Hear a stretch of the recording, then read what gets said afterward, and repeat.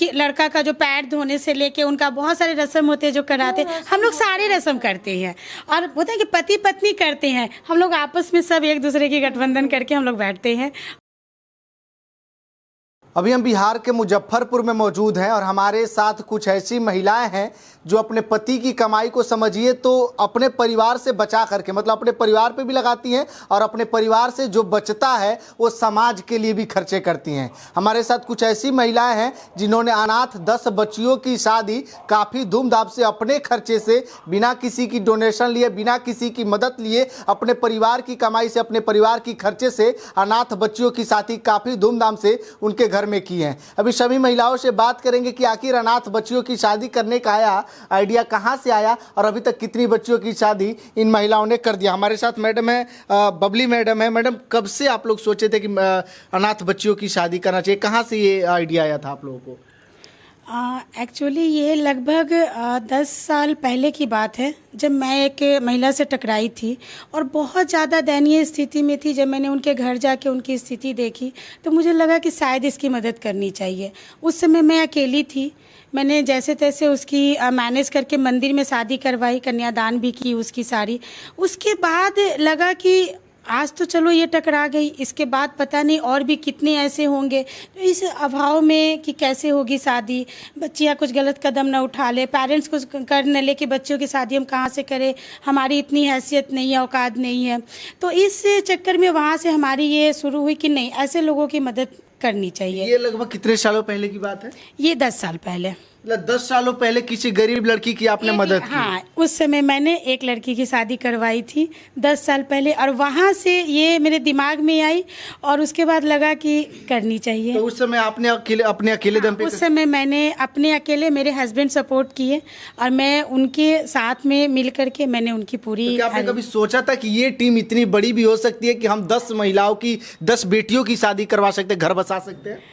कभी सोची नहीं थी, लेकिन एक मन में था कि एक तो कहते हैं ना कि 1 से 1 11 होते हैं, तो एक तो टीम ऐसा मैं बनाऊंगी मुजफ्फरपुर में जो ऐसे लोगों के लिए हम सब मिलके करेंगे। जो सिर्फ अकेले, उस समय हमारी अकेले की ये नहीं होगी सोच, ये हमारे जैसे और होंगे जो हमारे साथ मिल करके और इस सोच को हम लोग सक्सेस करेंगे, सार्थक करेंगे। लोग अपने परिवार के बारे में पहले सोचते, आपके पति कमाते होंगे तो अपने बच्चों के लिए कमाते होंगे, अपने बच्चों की मतलब जो शादी होगी बहुओं के लिए कमाए, ये सोचेंगे कि हमारा परिवार बढ़े। लेकिन आप तो दूसरों के लिए कर रही हैं ना, तो इससे आपको क्या लालच है, क्या लोभ है, क्या मिलता है इससे आपको? इससे मन की शांति, सुकून, जो सामने जब एक मुस्कुराहट देखते हैं, जब हमसे मतलब चौगुनी उम्र की महिलाएं जब वो हमारा पैर छूने के लिए नीचे झुकती हैं और मैं उनको उठा के उनका सर अपने हाथों पे रखती हूँ कि मुझे आपका आशीर्वाद चाहिए, तो मुझे उससे बड़ा और कोई दौलत नहीं होती। और उस दौलत को के पाने के लिए ये मुहिम बहुत अच्छी बात है। आपका क्या नाम है मैडम? मीरा जायसवाल। ये बताइए, इस संगठन में आप भी शामिल हैं, आप भी अपने परिवार का मतलब इस संगठन का हिस्सा हैं। आपके पति और आपके परिवार के लोग कितना मदद करते हैं एक गरीब बेटी की शादी करने के लिए? करते हैं, पूरा मदद करते हाँ हैं? पूरा मदद करते हैं और इससे खुशी भी बहुत बहुत बहुत खुशी भी मिलती है। मेरा बेटा बेंगलोर में पढ़ रहा है, वो सुनता है तो बोलता है मम्मी बेस्ट है, बहुत अच्छा काम करता है। मेरा बेटा भी बहुत दयालु टाइप में है। पति पत्नी जो भी बनाते हैं अपने घर के बेटे बेटियों के लिए बनाते हैं, लेकिन आप तो किसी और घर का मतलब किसी और घर को बसा रही है ना। मैं सोचती हूँ मेरी जितनी कमाई है उसका कम से कम 5-10% अगर किसी के काम आ जाए तो बहुत खुशी मिलेगी। अगर ऐसे ही चलता रहा तो अब तो आप तो रोड पे आ जाएंगी, सारा घर परिवार बिक जाएगा। नहीं, ऐसा नहीं होगा, जो है उतना मैं करती हूँ और करूँगी। क्या मैडम, अगर ऐसा ही चलता रहा तो बिक जाए? भगवान ने समुंदर बना के रखे हैं हम लोगों को, और समुंदर में से अगर बूंद बूंद निकलेगी तो समुंदर कभी खाली नहीं होती है, और हमें बस वो समुंदर बने रहना है। बाकी भोलेनाथ है और वो इस मुहिम को आगे ऐसे ही कराते रहेंगे। आपका क्या नाम है मैडम? मेरा डॉक्टर बेनू वर्तिका। अच्छा, आप डॉक्टर हैं? डॉक्टरेट। अच्छा, क्या बात है, बहुत अच्छी बात है। इतनी पढ़ी लिखी होने के बावजूद कहाँ आप महिलाओं की बातों में फंसी हैं? अपने परिवार के लिए ना आपको सोचना चाहिए, कहाँ किसी और के बारे में। तरफ आप बोल रहे हैं पढ़ी लिखी और एक तरफ बोल रहे हैं कैसे अच्छा, फंसी एक है। बात बताइए, जो भी बड़े पढ़े लिखे लोग रहते हैं सबसे पहले अपने परिवार की सोचते हैं कि हम अपने अमीर हों, हमारी भी लिस्ट में नाम हो, अंबानी जैसे बने, वो टाटा। लोग की शिक्षा सही नहीं है। सही शिक्षा का अर्थ है कि आप दूसरे का दुख दर्द समझिए और सारे लोग सेल्फिश नहीं होते हैं और ये समाज के लिए कुछ करें। मतलब आपको दिखावा नहीं करना कि हम अमीर हैं। नहीं सही में आप मेरे घर चलिए, हम अमीर नहीं दिखेंगे, ऐसे भी नहीं दिखेंगे। तो आप ये जो समाज सेवा में लगे हैं, इससे आपको क्या बेनिफिट है, क्या लाभ मिलता है आपको? संतुष्टि मिलती है, खुशी मिलती है कि मेरे कारण एक परिवार हंस रहा है, खुश है। अभी तक आप लोग, आपका संगठन कितने बेटियों की शादी कर? 10 बेटियों की शादी कराई। 10 बेटियों में कितनी बेटियां अभी खुश हैं? सभी खुश हैं। किसी के यहाँ से कोई शिकायत, कोई कंप्लेन? नहीं, कभी कोई कंप्लेन नहीं आया। और हम यही और इसके कारण लड़कियों को हम लोग शिक्षित कर रहे हैं, स्वावलंबी बना रहे हैं कि ऐसी स्थिति ना आए। उसको इतनी शिक्षा हम लोग दे रहे हैं कि तुम अपने घर की बेटियों को पढ़ाओ लिखाओ कि ये स्थिति नहीं आए कि उसको शादी के लिए दूसरी जगह जाना पड़े। मतलब शादी से पहले आप उस लायक बना करके तब शादी कराएं? तब शादी कराएं।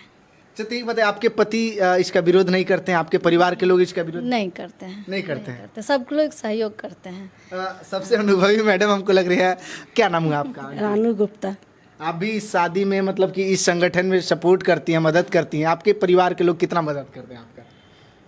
जो मतलब 10% तो कहते दे दो, मतलब जो भी कमाई है उसका 10% 10% खर्च कर सकते हैं। किसी को देने में जब सुख मिलता है, थोड़ा दान पुण्य करने में अपने आप को संतुष्टि मिलता है कि हाँ, लगता है कि कोई खाया। तो जैसे कल मैं आ रही थी, पंडित जी मिला, उनको 100 का 1.5 किलो आम दे दिए। पंडित जी बोले आज 2 दिन हम रात में ही खाएंगे। हमको कितना अच्छा लगा। अगर पंडित जी खुश होकर खाएं तो मन तो अच्छा लगता है ना कि हाँ खाएं। तो किसी को दान करने में भी भलाई है, सिर्फ अपने खाने से कुछ नहीं होता है। फ्री का लोग बुखार तक नहीं देते हैं, आप मतलब संपत्ति लुटा रही हैं। नहीं, संपत्ति क्या, अगर हम 500 अपने पर खर्च कर रहे हैं और 200 किसी को दे दें और वो खुश हो जाए तो कितना अच्छा लगता है। लेकिन धीरे धीरे अगर ये कारवा बढ़ता चला गया और बेटियों का शादी होगा, फिर आपको अपना घर बेचना पड़ेगा। नहीं, ऊपर वाले देंगे और मैं दूंगी। सर एक है, साईं इतना दीजिए जामे कुटुम समाए, मैं भी भूखा न रहूं साधु न भूखा जाए। क्या बात है, बहुत अच्छी बात है मैडम से। मैडम आपका नाम? सीमा जायसवाल। आप कब इस संगठन से जुड़ी थी? सब लोग कैसे जुड़े थे आप लोग? अभी कुछ दिन पहले, 1 महीना पहले जुड़े हैं। 1 महीना पहले। तो क्या सोच करके, कैसे लगा कि नहीं इन महिलाओं के साथ हमको जुड़ना चाहिए? नहीं, अच्छा लगा, मतलब सोच करके कि हाँ, गरीब बच्चे का शादी और हो, कुछ भी हो तो अच्छा मिले, उसका खुशी मिलेगा ना। अच्छा, बहुत सुना है कि बहुत सारी इसमें ऐसी महिलाएं हैं जिनकी बेटियां नहीं हैं। अब कि जैसे मैडम की बेटी नहीं है, तो आप बहुत सारी बेटियों का कन्यादान आपने किया है? बिल्कुल, कन्यादान मतलब बहुत मन में इच्छा थी कि एक मतलब छोटी सी कि मेरी ननद बोली कि बबली तू मेरी बेटी का कन्यादान करना। मैं बोली ठीक है। बनारस में शादी हुई, मैं यहाँ से गई कन्यादान, सारी चीज़ें लेके गई। मैं हस्बैंड वाइफ दोनों भूखे थे और बैठे, जैसे ही मैं बैठी मंडप पे कन्यादान करने के लिए, तो साथ में मेरे ननद नंदोसी दोनों बैठ गए कन्यादान करने के लिए। हम बोले अरे आपने तो बोला कि मैं करूँगा और फिर आप कैसे बैठ गए? तो नहीं मैं भी कैसे छोड़ दूँ। वहाँ पे थोड़ा सा पिंच कर गया। जब इन्होंने मुझे कहा कि कन्यादान, अब आप बताओ, आप एक बेटी का नहीं करने दिए, आप देखो मैं कितनी बेटी का कन्यादान करके दिखाती हूँ। और अच्छा, आज लगभग 10 महिलाओं का, 10 बेटियों का आपने कन्यादान कराया होगा, किया होगा। तो केवल आप करती है कि जिन नहीं मिलके आप लोगों ने भी? हम लोग किए। मैं पायल, बिछिया, नाक, कनुचपिन ये सब देकर, कुछ पैसा देकर ही, मतलब सब अभी हिंदू रीति रिवाज के अनुसार जो नियम है, विधि है। और अलग से जैसे रिलेशन में भी मैं 4 का कन्यादान की हूँ। अच्छा। संस्था छोड़ के, मतलब अलग से कजन में, रिश्तेदारी में। क्या बात है। तो ये बताइए, एक बाई की बेटी की हम्म, और 3 रिलेशन। तो ये सब विधि से शादी विवाह होता माड़ू में होगा? बिल्कुल रात, हाँ तो अभी तो हम लोग को कोई कह दे शादी की पूरी रस्म तो बिल्कुल बता देंगे, क्योंकि रात भर बाराती से लेकर के या पूरी बैठती है, रात भर पंडित जी पूरी रस्म रिवाज कराती हैं। जो जैसे होता है एक माता पिता जो ये लड़का का जो पैर धोने से लेके उनका बहुत सारे रस्म होते हैं जो कराते हैं, हम लोग सारे रस्म करते हैं। और होता है कि पति पत्नी करते हैं, हम लोग आपस में सब एक दूसरे की गठबंधन करके हम लोग बैठते हैं और कन्यादान करते हैं एक ये साथ। जो लड़कियां जाती हैं उनको कोई दिक्कत कोई परेशानी अभी तक 10 बेटियों में से? हाँ, बीच में एक दो जैसे होता है ना कि मीडिया में खबर आ गई, तो बीच में एक दो का आया खबर कि मीडिया में चला है मैडम, थोड़ा अच्छा नहीं लगा है।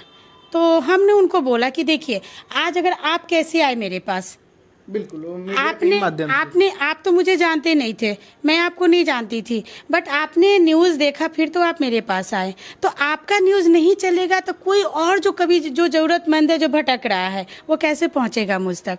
फिर जाके उनको समझ में जब आया, एक दो ऐसे आए थे ऑब्जेक्शन, बट समझ में आया तो अभी तक तो यहाँ तक कि जब भी कोई सीजन होता है ना, तो उनके तरफ से उनके सामर्थ्य के अनुसार 1 किलो आम लेके ही चलते हैं अपने मायका मैडम से मिलने। अच्छा। तो ऐसे बेटियां आती हैं हमारे पास, और बतौर हम लोग उनको जैसे एक बेटी का घर से विदा देते करते हैं, वैसे उनको एकदम सब कुछ दे लेके, कपड़े सामान ऐसे करके उनको विदा करते हैं। पूछते कोई दिक्कत तो नहीं है, कोई दिक्कत है बेटा तो बताओ, हम लोग हैं। आंटी, एक शादी में लगभग कितना खर्च आ जाता होगा, आप लोग को कुछ अनुमान है? क्या लगता है कितना? 20-25 हज़ार तो आ ही जाता है एक आदमी? एक आदमी पे। एक आदमी। हाँ, लगभग हम लोग का जैसे अगर कैटरिंग, डेकोरेशन वाले अगर ये सब हम छोड़ देते हैं, तो ऐसे हम लोग को कम से कम 2.5 से 3 लाख रुपया हम लोग का खर्चा पड़ता है मिनिमम में। अच्छा। जैसे कपड़े उपड़े हो गए, लड़की का जो है, लड़के का कपड़ा हो गया, ज्वेलरी हो गया, बर्तन हो गया, और कैटरिंग वाले जो है वो अपना वेटर देते हैं, सामान देते हैं। पर जो गेस्टिंग होते हैं, उनका खाने पीने का जो राशन होता है वो हम लोग सब करके देते हैं, उनके अनुसार जो उसमें चाहिए होता है। तो ये सब हम लोग सब मैनेज करके देते हैं। तो इतना कोशिश रहती है कि जितनी कम से कम मतलब अगर लोग कैश रहे दोगे उसमें। जितना हो जाएगा, लेकिन कैश प्लस हम लोग हाथ में इतना दे देते हैं। अच्छा। इसके अलावा 20-25 तो दे ही देते हैं, बाकी ये सब हम लोग को हेल्प मिल तो ये जाता आपकी है। टीम में लगभग अभी कितनी महिलाएं हैं जो इस संस्था में काम करती हैं? 21 महिलाएं। हाँ। तो शुरुआत अकेले से हुई थी, और आज 21 हैं। 21 लोग हैं आप 1 से 21 लोग। तो ये संस्था कहाँ तक जाएगी और कितनी बेटियों की शादी करवाएगी? हाँ, मैं तो चाहती हूँ कि और आगे बहुत आगे जाए हम लोग। ऐसी नौबत ना है कि बेटियों की शादी हम लोग को करानी पड़े, है ना, जब तक है। और लड़कियों को क्या कहें, सशक्तिकरण है, महिला का इतना सशक्त कर देना है कि वो खुद में इतनी स्वावलंबी हो कि उसको किसी के पास मदद के लिए नहीं जानी पड़े। तो ये कहाँ तक की महिलाओं की शादी आप लोग करवाते हैं? जैसे कि मुजफ्फरपुर में अभी हम लोग हैं, तो कहाँ से महिलाएं आती है, कैसे शादी का कैसे नियम होता है? ये मतलब हम जानते नहीं है उनको, ना वो हमें जानती हैं, लेकिन न्यूज़ देख करके कहीं से खबर मिलती है। हम लोग का ये नहीं कि कोई आ गया घर पे बोल दिया कि हाँ ऐसे ऐसे है, हमने न्यूज़ देखा हमारी बच्ची का ऐसे ऐसे। हम बोले ठीक है, बट हम कैसे मान लें कि आपकी बच्ची की शादी की अभी ज़रूरत है और आप यहाँ आए और हम आपकी बात मान करके पूरी अरेंजमेंट कर दें।